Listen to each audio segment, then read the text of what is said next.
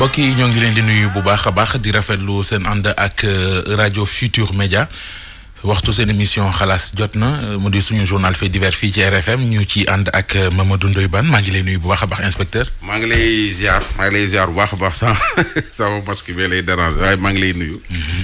di leen ziar bu baax di ziar Passepartout di leen ñaanal jàmm di ko ñaanal waa réew mi di leen ñaanal rek yàlla na jàmm yi am ci réew mi yàgg fi sax fi. amiin jàmm am ci biir kër yi yàgg fa sax fi jàmm am ci xol yi ci bërëb liggéeykaay yi fépp foo làmb di jàmm. amiin amiin waay ku bëgg jàmm yàlla na la yàlla may jàmm. ku bëggul jàmm yàlla na la yàlla may jàmm. amiin inspecteur Passepartout maa ngi lay nuyu. Ndiaye maa ngi lay nuyu di la ziar. di léegi moom àjjuma bi yaa ko moom. yàgg na. léegi titulaire la woon. ngeen dar mag seen i masque nii waaye baax na noo gën. non du loolu sax. maanaam xam nga duggee génn yi daa bari. day baax nit ñi di masque moom yenn saa yi moom mooy loolu. ziar naa la Ndiaye di ziar auditeurs yeeg internet yëpp ñu ngi suivre ci rfm.sn ak ci RFM logiciel yëpp di nuyu yeewu côté fajar yi liggéeykat yi waxuma gars yi di yeewu di kii de. bala ñuy sori ma nuyu suñu partenaires yi ñuy àndal ci xalaas. doore ak Laris di benn sérum américain boo xam ne ñoo ngi ko defaree ba Amérique. ay biochimiste yu xerañ nekk ba Amérique dugal ko seen laboratoire yi defar bi war li ko tax a jóg mooy di dundal seen karaw yow mi nga xamante ne ji da nga am yéene maanaam sa karaw gudd. nga bëgg koo traité utiliser lii di Laris lu ci baax la yow mi leel bëgg a tàggoo ak moom utiliser Laris lu ci baax la ñi nga xam ne dañuy liggéey ci karaw également bëgg seen i clients di kontaan ci ñoom nañu utiliser Laris dañu dem ba enrichir ko sax en biotine nga xam ne day vitamine bu essentiel ci croissance su karaw. Laris fii ci Sénégal Lay Cosmétique moo koy jaay mi ngi marché Sandaga numéro téléphone am di 77 656 98 77 656 98. beneen partenaire bu ñuy àndal ci xalaas mooy waa kër Serigne Touba établissement waa kër Serigne Touba Fall et frère yi indi gàmmu vite fait bi mu di cuuraayu bant bi dàq yoo mu di frotté vite fait bi nga xamante ne ji am na pommade am na tube. également dañu indaale li nga xam ne moo di pâte dentifrice vite fait ànd ak brosse vite fait. lépp loo ci jëfandikoo ngëneel kese la établissement waa kër Serigne Touba Fall et frère yi ko fi indi 77 555 11 11 77 696 34 67 wala 77 441 06 38. CCPS di comptoir commercial de plomberie du Sénégal champion bi réew mi soxla ci wàllu matériel irrigation mooy CCPS. ndax matériel yu yéeme yi nga xamante ne ji am nañu ko ci mais également di champion ci wàllu spécialiste ci wàllu sanitaire matériel sanitaire wala tuyauterie wala plomberie. lépp loo ci bëgg yu baax yi te garantie moderne teg ci. demal wuti ko ca CCPS comptoir commercial plomberie du Sénégal. rue Valmy angle Ngalandou Diouf wala rue Floris angle Grasland wala bokk rue Tolbi ak angle Faidherbe. ñi nga xamante ne ji ay entrepreneur la ñu ñiy tabax seen i kër ñi bëgg matériel irrigation ci seen i tool nañuy woo CCPS ci 33 821 14 80 wala 77 517 98 29 wala 77 401 55 69 di partenaire ci xalaas. mi ngi noonu partenaires yi la bala ñuy sori. jaale suñu bopp. waaw suñu bopp ñun waa réew mi. suñu bopp ñun julliti réew mi mais également suñu bopp ñun taalibi Serigne Touba yi. génn àdduna ki nga xam ne moo di Serigne Atou Diagne. waaw donc Atou Diagne génn àdduna. di ko jaale suñu bopp di ko jaale ak njabootam. di ñaan yàlla xare ko àjjana. ci ne liggéey bi mu daan liggéeyal Serigne Touba Cheikh Ahmad Bamba dana ko fekk fa mu tëdd tey jii. inchallah mi ngi noonu des na ko gën a yaatal. waaw loolu moom am na solo. Atou moom vraiment xajoon na fi ba ca kanam. di ko jaale ñëpp rek. comme ni nga ko waxee waaw di ko jaale ñëpp rek Sénégal yëpp parce que vraiment ndaxte Sénégal moo ñàkk waaw nit ku am na njariñ daal ba jóge fi nit da ngay góorgóorlu di am njariñ bu soo fi jógee Sénégal gépp gërëm la ñaanal la ñu koy jaal Sénégal gépp daan wax naan li Serigne Fallou daan wax lay doxee nee na murid dafay tàng jër ba noppi sedd guyu waaw nee na moom noonu la daan doxee waaw ay ca ñu doxal noonu baax yéen jaare feeñ na de. feeñ na. loolu laa dégg de. fu mu feeñee.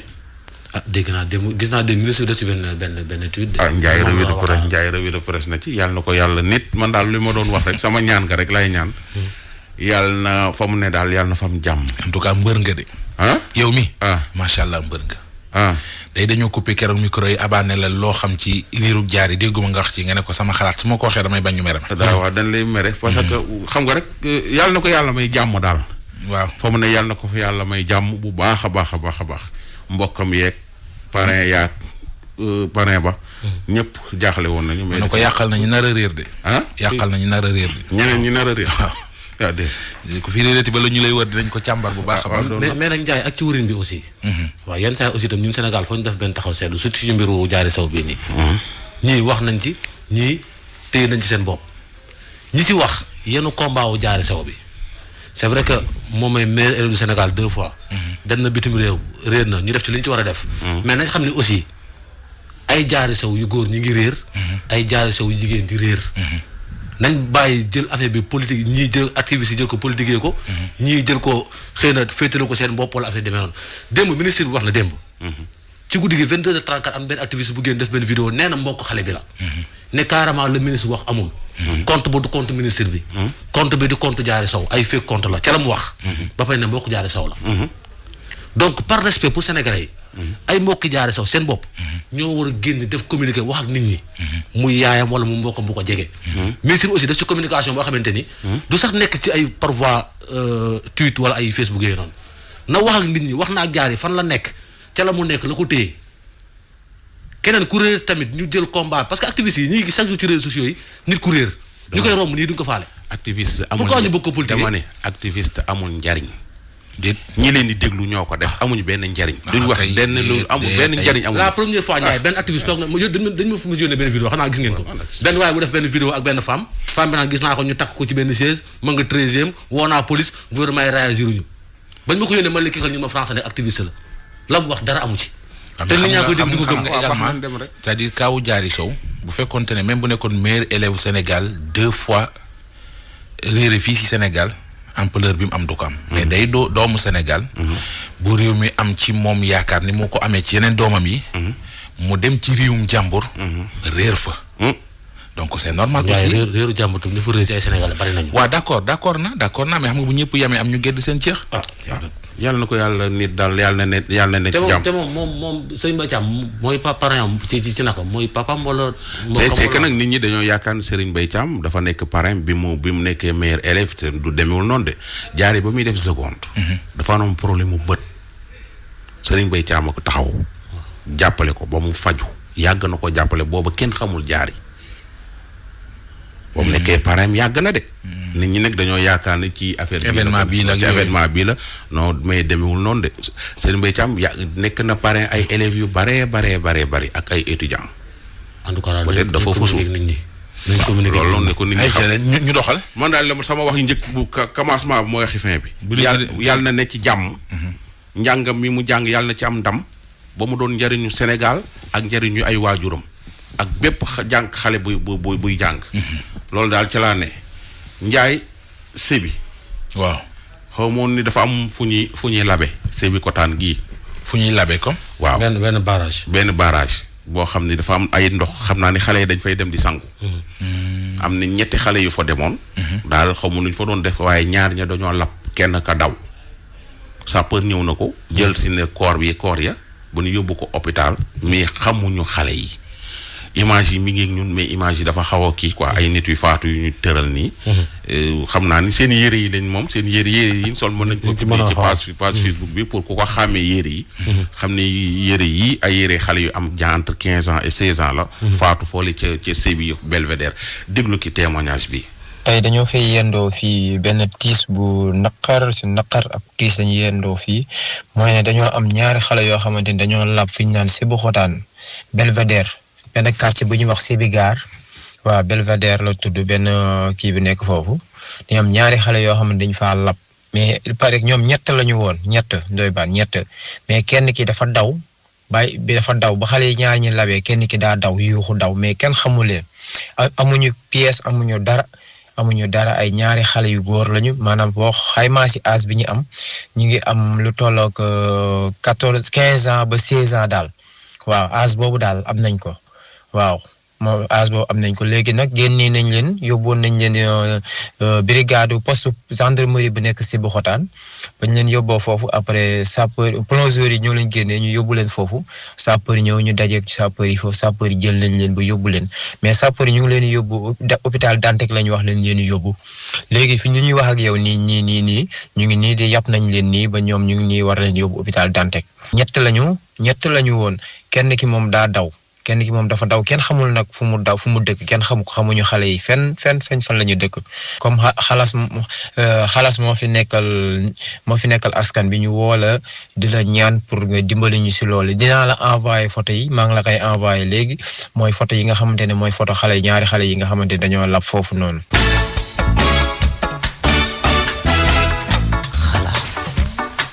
Ndiaye wan nga ko photo yi.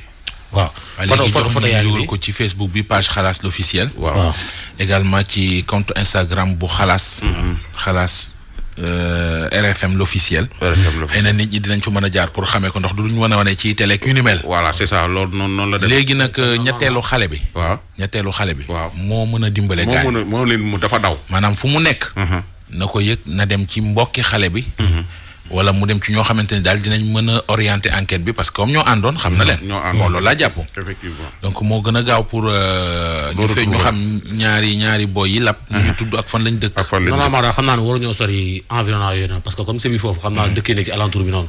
en tout cas ci yére ñu soloon am na ci ku soloon t-shirt bu rouge tubéy bu noir am ko xam maillot bu noir la soloon dàll yu xonq ak dàll yu gën ngaa yokk joote ji nag.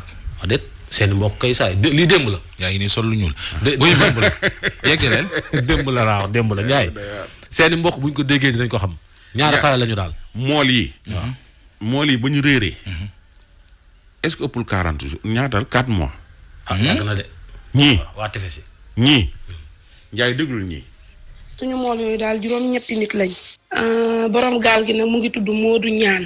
Modou Ñaan moom mu ngi ànd ak ñaari doomam. ak suñu ñeenti dëkkandoo. maanaam muy 8 personnes. Modou Ñaan la. ak turandoo Modou Guèye. doomam Baye Laat. Buuba Caam. Góora Ndooy. ak beneen buuba bu ne ci biir. ñuy ñaan yàlla ngeen dimbale ñu rek. dimbale leen ñu ngir yàlla ak yonent bi jàllaleel ñu ko. parce que ñun sonn nañ fu ne dugg nañ fa lu ne def nañ ko. te amaguñ lenn lu ñu leer. ñun daal bu ñu sañoon ngeen jàpp ci ba ñu xam fan lañ féete. suñu waa kër yooyu daal ñu jotaat ci ñoom rek lañ soxla. bañ leen mujjee dégg. boobaak léegi dama laa ne ci dimanche bi. ci la def 40 jours. ba ñu jógee Mbuur gi la ñu jóge woon. am juróom-ñetti fan teer Gàmbi. toog fa daal di ñu woo ne ñu dañoo teer Gàmbi. ñoom ñaari fan la ñu am Gàmbi benn fan ba ko ñaareel ci lañ ñu woo. ci benn ngoon ne ñu ngi nii di tëmb maare. waaye suñu maare yi du yàgg ay juróom-benni fan ñu teer parce que fi ñuy nappe jege na Gàmbi. yaa ngi dégg waaye suur boobu ñuy wooyee ne dañuy tëmb suur boobu lañ leen gëj a dégg ba fii may wax ak yow démb la def 40 jours démb la def 40 jours.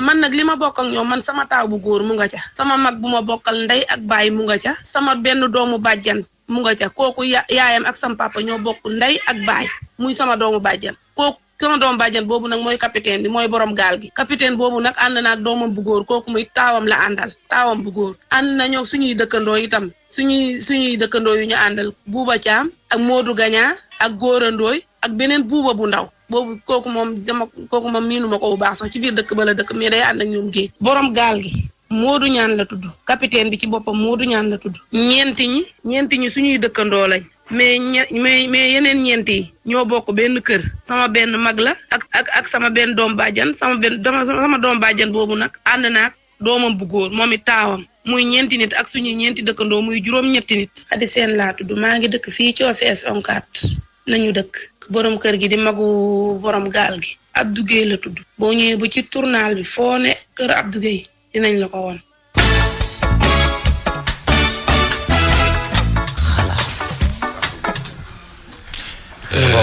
man dama laa faana. kanti moo tax ma lay wax noonu loolu ma lay wax noonu. naturelul de ñàkkul loo yittewoo de. déedéet waay. ah. jaay dégg nga sunu mbokk mool yooyu. waaw daal yàlla ñoom it yàlla na leen yàlla niit. amiin waaw ñoom it yàlla na leen yàlla niit. wax dëgg yàlla ba kii jaaxle na trop. am na benn xalaas boo xam ne dama la ko bëggoon defal surprise waaye day mel ne comme nee nga da nga maa fan bëgguma wax loo xam ne du la arrangé. déedéet waay. waaw dafa am ay parents d'élèves yu ma contacté diwaanu Pire. nee nañu dañoo soxlay masque pour seeni doom. problème ma xam ne su ma ko tegee fii. day mel ne mais parents d'élèves yooyu yoruñu sama numéro. am danga leen a enregistré. naroon naa ko teg kay mais daa xam ne su ma ko tegee fii doomi Pire mënu fee toog waa Pire am lu ñu bëgg. ma di ko jàllale day compliqué. waaye boo jugee daal dox Ndiaye est-ce que dóoroo ma Ndiaye. non boo jugee dox ci te man kenn mën naa la ko Ndiaye parents d'élèves Pire yi suñu am na fu ñuy jaar de. loolu de lañu wax dañoo soxla ay masque ah waaw. élèves waaw non koy élèves seeni parents dégguma ak élèves yi nag seeni parents laa dégg. dañ koy xam mën naa la ko transfert non dañ maa woo nii rek au hasard. waaw kon de dinañ ci jot. parent boobu jox nga ko sama numéro mbaa. déedéet. waaw nee leen léegi rek incha allah. jug ci de combat la de. combat élèves yi foofa soxla nañu. waaw élèves yi samay élèves lañu. samay rakk ak samay jarbaata fa ne. kon baax na waaw baax na. léegi. waaw Ndiaye. Ndiaye lii nu ma ko tuddee. nelaw rek. nelaw rek. waaw dañoo mën a nelaw. Ndiaye dafa am ay xeetu naxaate yu fi am yoo xam ni tey jékki-jékki ne la waa baan Ndiaye. man ñoo bokkoon nekk oxygène. yàgg na ñoo doon liggéeyandoo oxygène. ba boo maa daan def léegi lii nga ne soo demee sax xàmmewoo. ngan ko léegi damay liggéey ci benn entreprise bu mag. entreprise bi moom maa yor wax la fu kaxe. léegi entreprise bi dañoo soxla marché par exemple marché nepp. waaw nepp exemple laay wax nepp. te man ginnaaw man cadre laa fa mënumaa wàcc dem di commander ci. te ginnaaw man damay xool sama contact yi laa xool ba gis sa contact nii léegi dama bëgg marché nepp bi yow nga gagné ko. daal ni la nag dañ ciy soxla valeur par exemple 10 millions. da nga naan kii sama waay la. daal ni la nag am nañ kuñ ko doon régleel mais kiñ ko daan régleel dafa nekk ci ay tolof tolof ba mënatu koo réglé. wala dafa feebar. léegi dama lay booleeg benn waay bu ñuy wax benn paa bu ñuy wax Mbacke Mbaye. Mbacke Mbaye xam nga sama doom bu bàjjen la. mu ngi fii ci hôpital principal. Mbacke Mbaye benn paa bu ñuy wax Mbacke Mbaye mooy jaay neb ji ca Joal. léegi dinaa la jox numéro Mbacke Mbaye pour nga woo ko nga ne ko maa leen boole nga def ci Mbacke Mbaye commande. dégg nga Ndiaye. bu baaxee. nga yaakaar ni waa ji daf laa jox benn marché jox la numéro Mbacke Mbaye jox la nag ni la nag dinaa la jox sama numéro sama chef bi tubaab la yow nga woo Mbacke Mbaye. jot Mbacke Mbaye nii la diw moo ñu boole. mun la diw waaw man doon naa leen jaay ay nangam waaw léegi nag damaa soxla temps ci nepp. bëggoon nga livrer ma ko nangam ak nangam. paa bi wax ak yow ba ngeen def commande mun la léegi commande 1 million la nga dugal xaalis bi soo dugalee xaalis ba Mbacke Mbaye jot ci. sànku nga. ndaw si noonu lañ ko def te lii ndaw si di waaj a wax. Njaay ñetti at ñaari at benn at ñu ngi koy wax fii te ñu bari ñu ngi leen koy def ci yeneeni façon. te foo jaar affaire bi sax day dem ba affaire tubaab dugg ci ñu paas la ab tubaab bi di wax ak yow. baa kuy làkki tubaab waaw naan la neb bi est-ce que neb bu baax la parce que ñu ko daan livrer lu baax leen daan jox fekk tubaab soi-disant tubaab boobu ak sax xarit boobu naan la ñoo bokkoon école wala ñoo bokkoon école de rajo oxygène. ak paa bi ñu woo nele ñoom ñëpp benn groupe bi la. déglu ndaw si. histoire bi man mi maa ko dund le lundi 11 janvier à 11h dafa am numéro expresso bu ma woo ne ma ci depuis benn entreprise bu ma doon liggéey bu yàgg y a 12 ans lañ xamante woon ñu koy wax actuelle édition boobu sax amatul mu ne ma fa lañ xamante woon mu nekkoon sama client te man aussi booba dama bëri woon ay client foofu da xamatuma kan la mu ne ma dafa nekkoon France et puis doon jàngi bi mu ñibbisee et tout dafa jàngi waatoon daal bi mu ñibbisee nekk fi États-Unis bi mu ñibbisee ñu nommé ko daaf kii directeur de la restauration bu Pullman Hotel te li ko xam ne effectivement mun na doon dëgg parce que man amoon naa fa ay clients te vraiment jëflante bu rafet lañ amoon donc ma jàpp ni ci ñooñu la rek mais début bi buñ lay njëkk a woo communication bi day xaw a flou mu proposé ma offre bu intéressant mais flou na ci man comme par exemple moom dafa nekk directeur de la restauration am benn femme bu tudd Soxna Khady Ndiaye bu leen doon livrer épices daan ci am ay marché 200 000 euros mu ne moom mooy directeur bi restauration bi marché bi nag Soxna Khady Ndiaye moomu loon doon livrer dafa am AVC nekk France di faju comme nitam la woon et tout xam na fournisseurs yeeg ñëpp te même qualité épice bi lañ bëgg mais moom en tant que directeur mënul soumissionner ci marché boobu donc dafa bëggoon ku ko jàppale daal te personne bu mu wóolu la war a doon koo xam ni wóolu na ko xam na ko te moom Sénégal presque xamu fi kenn presque hôtel ba rek lay nekk te bi mu jógee France xam nga def na fi yàgg na fa et tout te deflante yi ñu amoon man ak moom suñ diggante bi ma nekkee foofu dafa kii woon daal ba confiance boobu dañul si moom mu recherché ci ay contactam ba gis sama numéro te effectivement nag man boobu clients yi dañ ma daan jox somme yu bari ma leen di jaay ay encyclopédie yépp ba ci mu ne ma kon je vous rappelle vers 20h léegi bi mu ma rappelé mu expliqué ma ne ma que est-ce que mun nañ am rendez-vous demain à l'hôtel à 11h ñu présenté ma ben seen DAF directeur administratif et financier bi c'est un tubaab affaire yooyu je lui ai dit effectivement dinaa ñëw léegi vers les coups de 10h ci lendemain bi si la ne ma mu ne ma finalement suñu DAF bi Leblanc dafa comme marché bi dafa urgent dafa bëggoon nga ñëw avec les échantillons yi nag ni ma jëlal bi nga noté léegi donc le rendez-vous est prévu pour 14h 15h environ parce que échantillons yi foog nga indaale ko ma ne ko nan laay def am mu ne ma loolu laa la bëgg a expliquer parce que man ak yow foog ñu tenir réunion avant ngay ñëw di rencontrer le boss ma ne ko d'accord mu ne ma léegi échantillons yi benn un certain Pa Souley man kan bu nekk côté Fatick moo leen ko doon fournir mais normalement war na am boutique Dakar wala je sais pas daal moom xamul pa bi mais naa woo pa bi ma woowee pa bi nag je sais pas nag ñoom lan la ñuy jëfandikoo mais pa bi waxtaan nañ jàmm sante effectivement mu wax ma ni moo doon fournir soxna si kii kiñ leen moo def AVC et tout wax ma ne ma léegi comme ça ñaata nga soxla ma wax ko quantité yi ma kële jox kii Moustapha Fall boobu nekk nee na soi-disant directeur de la restauration bu tey mu nekk 3 kilos de cumin 3 kilos de piment cayenne 3 kilos de gingembre wax ma ay épices daal ba mujjee ba ma 396 000 à peu près 400 000 daal mi ngi am ak 100 ni màgget noonu donc pa bi ni muy waxee yow doo mës am impression ne kii njublang la wala dara parce que frais yi 404 000 frais yi bu ci duggee ma ne ko mu ne ma dugal ma ko Orange Money donc ma teg léegi ci oto bi mu ñëw épices yi ma ne ko dama ko soxla avant 15h pour échantillon mu ne ma noonu balaa 15h dina excité c'est normal boobu il était ay 11h je pensais que loolu am na léegi bi ma leen woowee bi ma dugal ko xaalis bi le soi-disant tubaab seen patron bi moo ma woo jël accent tubaab mais je doute fort que tubaab la sax mu ne ma dollil 10 kilos de chaque après man aussi ma gëm ko woo Moustapha Fall moomu mu confirmer ma ko ci laa commencé nag samay contact ku ne ma woo la ku nekk ma woo la abal ma mu war a nekk 1,350,000.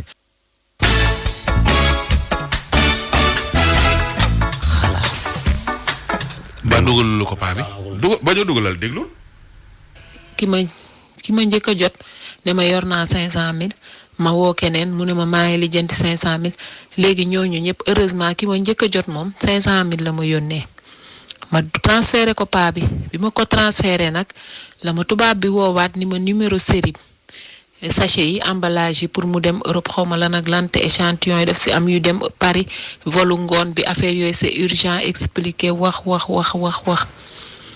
insister parce que bi man avant sax may yokk 500,000 bi pour les 10 kilos daf ni ma dañu am vol bu jëm Paris tey vol boobu jëm Paris nag lañ bëgg échantillon yi dugg ci.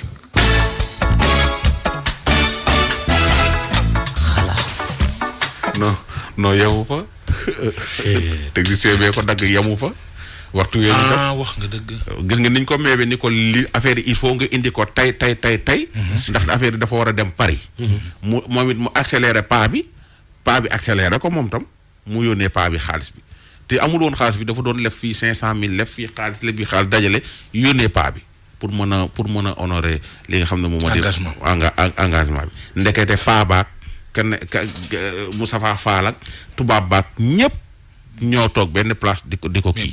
baan lii il faut que ñu yeggale ko lundi. voilà.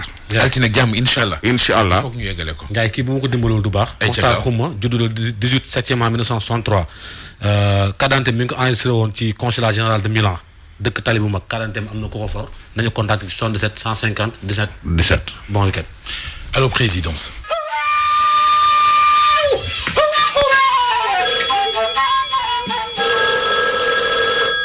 Président de la République, président du Conseil européen, collaboration avec l'organisation de Victor Hugo, président de la République, par la République, résidence du président de la République, puis à moi demeure situé dans la quartier de Dakar, capitale du Sénégal, construit en 1902. Oui, ça me rappelle, on a la résidence officielle du gouverneur général de l'Afrique occidentale, AF. Le porcelain de Secondaire 1964, Abdou Diouf 82, voilà 2012, depuis 2012, mu ñam fi ñamaat no xaran am ki wo dem ko président de la République ko alors fa law de salam alaykum. Da wax dëgg yàlla jàmm rek de bëgg askan wi. Mu rek de bëgg askan wi.